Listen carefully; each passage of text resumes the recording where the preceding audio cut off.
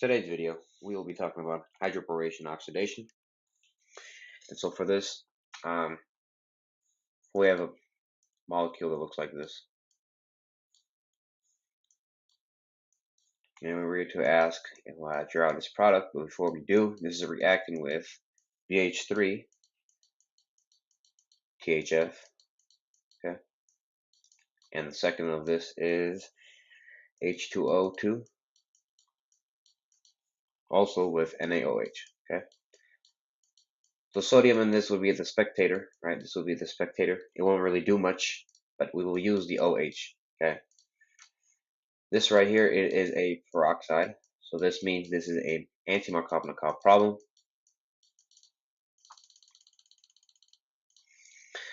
So for this, to draw its product, we redraw the molecule.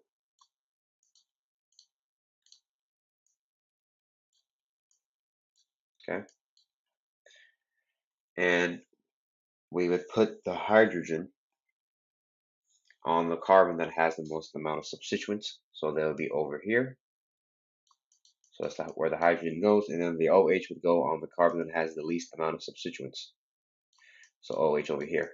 Also, we can remove this methyl group and actually put a dash on it because that carbon is a chiral center. Oops. Okay, there's a methyl group, a dash, and also it has an enantiomer, right?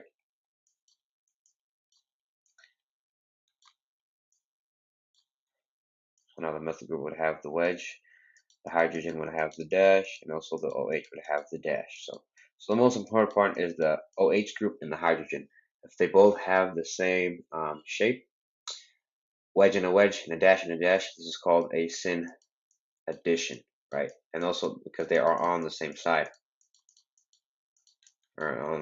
So hydroboration oxidation will always be on a Syn addition.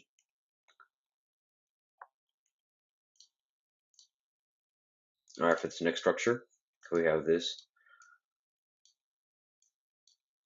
Again, we were asked to draw this product of it, so always know that this is a hydroboration oxidation problem because of looking at the reagents, right? The first step is BH3 and THF, which is also the second would be H2O2 and NaOH.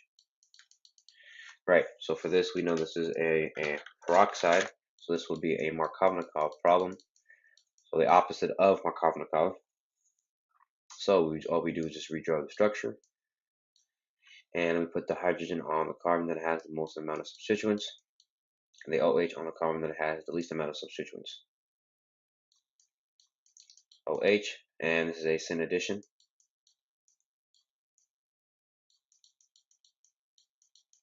Okay. The reason why I didn't put no wedge or dash on the hydrogen is because this carbon over here, let me see if you can see it. This carbon over here is not a chiral center, so a wedge and a dash is not applicable. So these two would be the two products for this.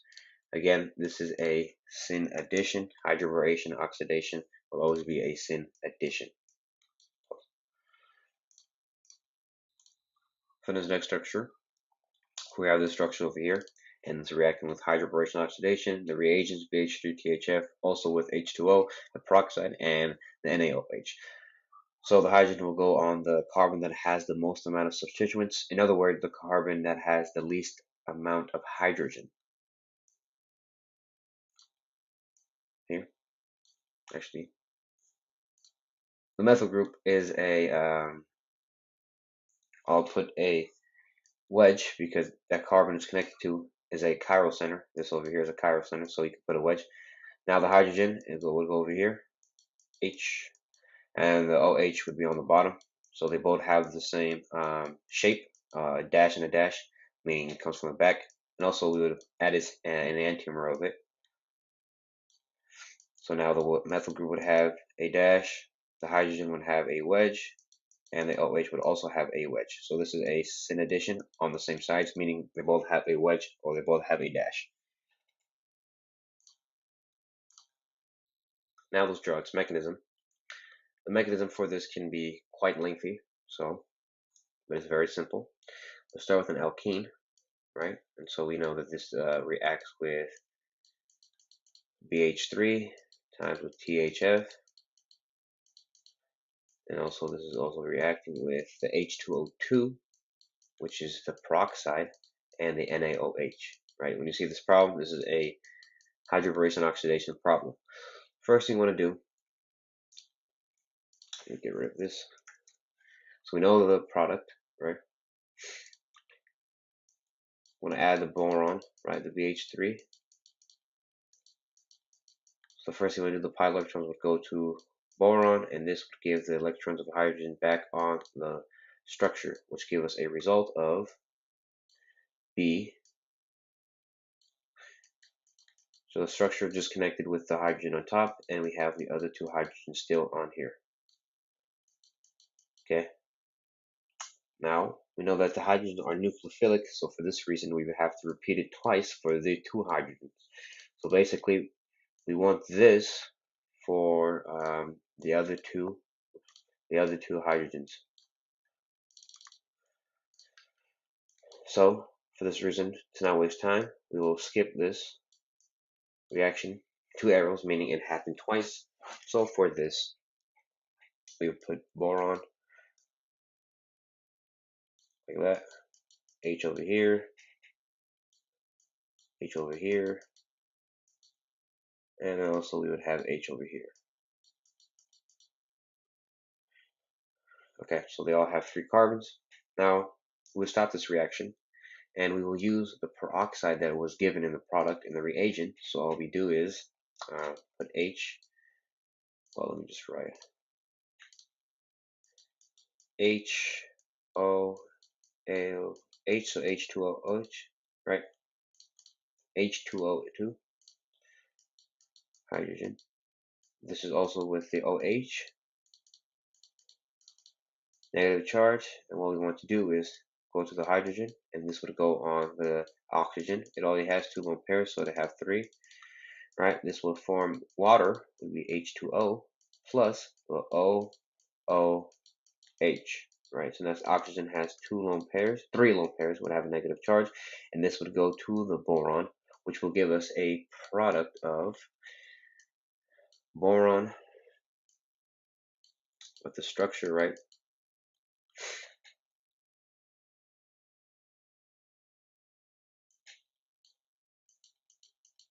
Okay, let me just fix this up. Okay. H, and also we would have the OOH, right? So now, after we have done this, we want to do something called rearrangement, right? So for this, we use this any of the structures of the hydrogen. So I'm going to pick the left one.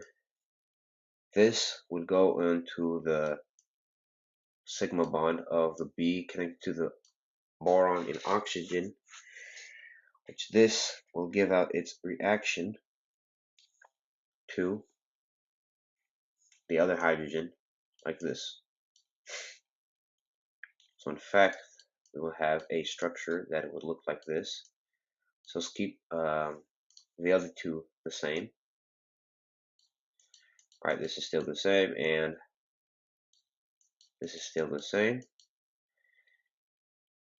This is gone over here. Now we would have this. So my oxygen, right? And this oxygen will still be connected to 3 carbons. So 1, 2, 3. And the hydrogen is still here. So now, right when you do this, we would want to do this for the other 2 hydrogens. So to save time, we will skip 2 steps, and we will do it again. Okay, so now we would have this connected with an oxygen.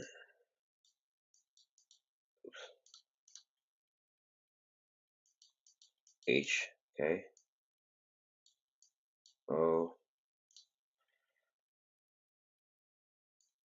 O, H over here, and now the other one, O,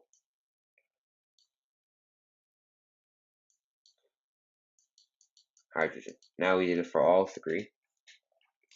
The next step is the OH that we had left, right? The OH will come, and to any OH has a negative charge, and this negative charge would go on the bromine first. The lone pairs would go on the bromine. This will make it go to the oxygen, right? So for this, we would have a product of OH over here,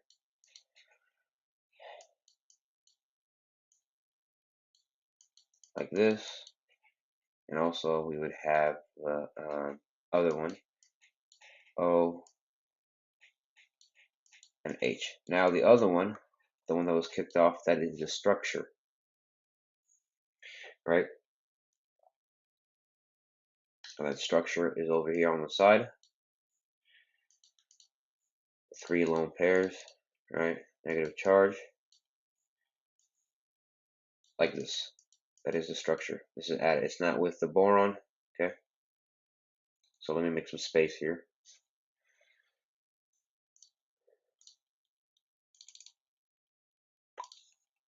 So we have this. Okay, let me just do it again.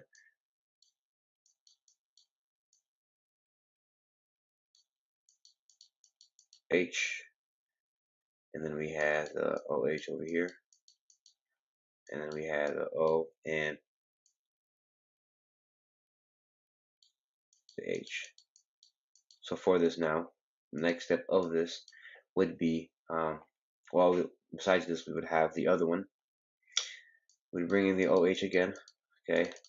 Keep in mind that we have another structure that I did not draw, okay? This OH would go to boron, and this will kick them out, like this. So now, we would have 2 OH, OH, OH, and then we have the other one, O, and then one more time, OH, and we go to boron. The electron will tick it off. So now boron has OH, OH, OH. So it has a hydroxyl group.